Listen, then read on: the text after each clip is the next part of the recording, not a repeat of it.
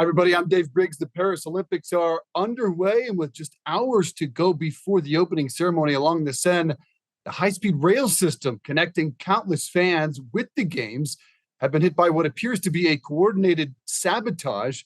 The games will, of course, go on. Let's talk about what's to come with a man who's no stranger to the Olympics.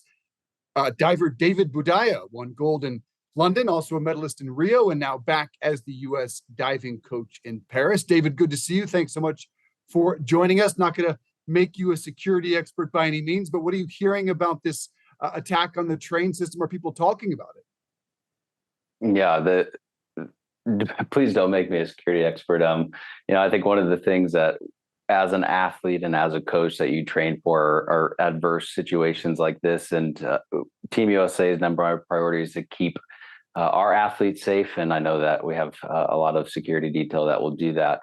But one of the hardest things as an athlete is to know and learn that balance of what do I need to focus on and what do I take control that's not in my control. So for my athletes specifically, what we'll do is we'll continue to put our head down and make sure that we're focused on our competition and representing Team USA well. Yeah, how difficult is that when you're in one of the most famous, fantastic cities in the world to shut out all those distractions? Yeah, it kind of, the hardest thing is to push that button on the side of your phone, and that's the hardest but also easiest thing to put out outside distractions. But I mean, you look at behind me, you're in one of the most beautiful cities in the world with the Eiffel Tower in the background and probably one of the most unique Olympic opening ceremonies intros that you'll see yet. I'm excited to watch our athletes parade into opening ceremonies and to see these games begin finally. How would you compare the experience? Because you are no veteran, as I mentioned, to the games. How do you compare Paris as a host city? How does it feel different than, say, London or Rio or others?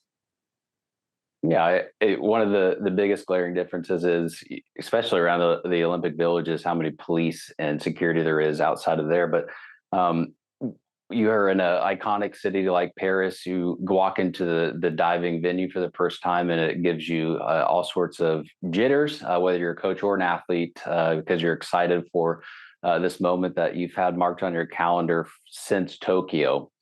And the transportation to and from has been smooth. And so we as divers, there's a lot that can go wrong in a competition. The biggest thing for us is to battle our brains and the lies that are coming in, the motions.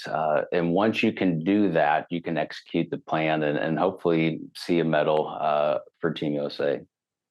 Well, you did that in winning a gold, and I'm curious, David, how different this sport is than just about any other. When you think about soccer or basketball, these team sports, you get an entire game. With a dive, it is literally a fraction of a turn that can change your entire life. So how do you prepare for that type of pressure? Yeah, you look at diving, or it doesn't matter what sport it is. A lot of these sports like diving or BMX, or you're seeing it only every 4 years.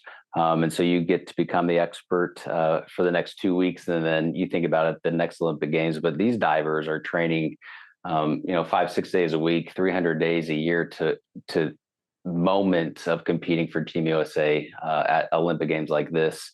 But I think it takes it back to why you wanted to do this in the first place. And there's so many stories from Team USA and also with Team Toyota that make you want to join into the Olympic excitement. And one of the things I'm excited about is Toyota's launching their Start Your Impossible campaign with Elise, our very own Elise Willoughby, and her story is incredible. Just like diving, BMX is a small sport, and so you get to experience stories like that and get connected with Team USA in that aspect. Yeah, how important is the role of Toyota and other sponsors, in particular with the Olympic movement versus just about any other sport? How important their role is? Yeah, a lot of people don't know this, but Olympic athletes, they're not getting paid to do what they do. They're doing it out of the sheer goal of winning an Olympic medal for their country. And there's only few that get sponsorships. But, one of the things that Toyota's done that's been remarkable is you look at the Paralympics, where a lot of people don't know what the Paralympics is. And they have come into this spot Toyota has to sponsor every single Paralympic athlete, which will happen a couple weeks after the Olympic Games, but it just shines light on the support of what these athletes are doing. And it's incredible. So to be a part of Team Toyota, be a part of Team USA, part of USA Diving, there's a ton of support, and we look forward to hearing the thousands of stories that back in hometowns are saying.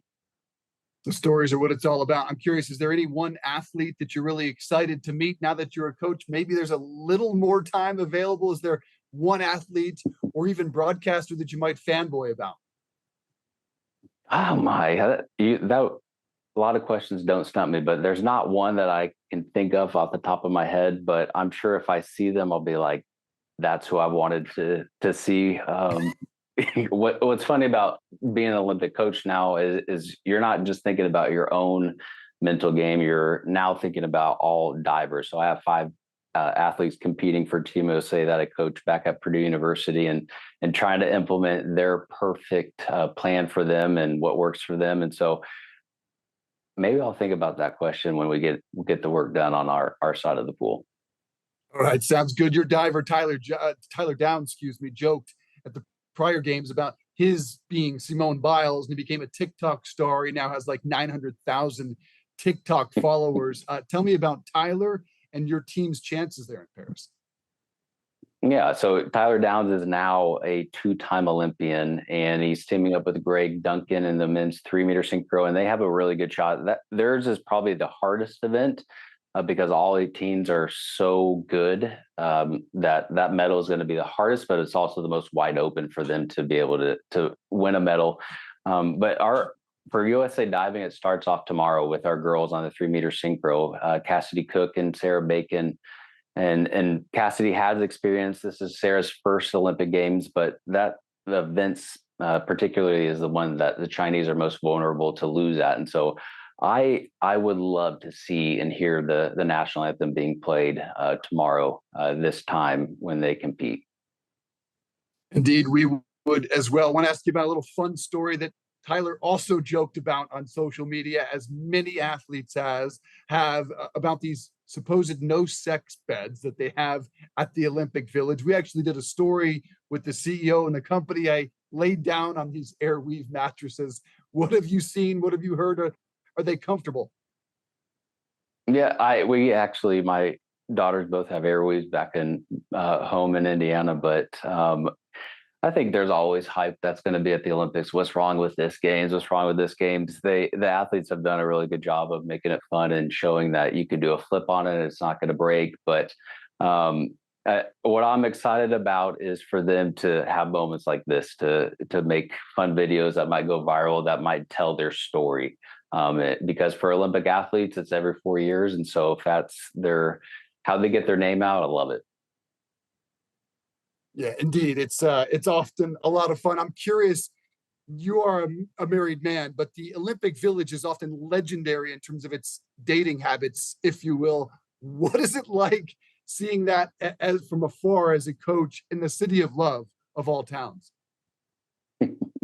I mean, you realize that these athletes have trained super hard for this Olympic moment. And so, yeah, just like any other person, they're going to unwind and relax. Some do it in different ways, but right now we're trying to focus. We're hours away from the opening ceremonies, and so that's probably far from their mind at the moment. But I know for me and my crew at USA Diving and for Team Toyota, we're excited for what this games is going to be about, and look forward to supporting them in their journeys.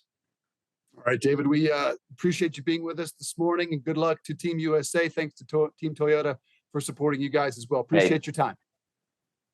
Appreciate it. Thank you.